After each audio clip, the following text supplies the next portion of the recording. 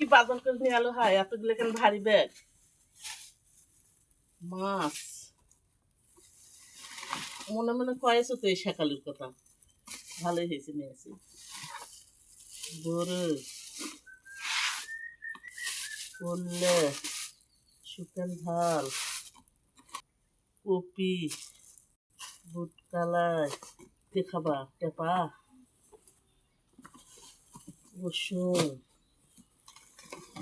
পেঁয়াজ আর এই যে বাগুন আদা জিরা মশলা কিছু হোক আর না হোক বড়গুলো মনের মতো হয়েছে খাবে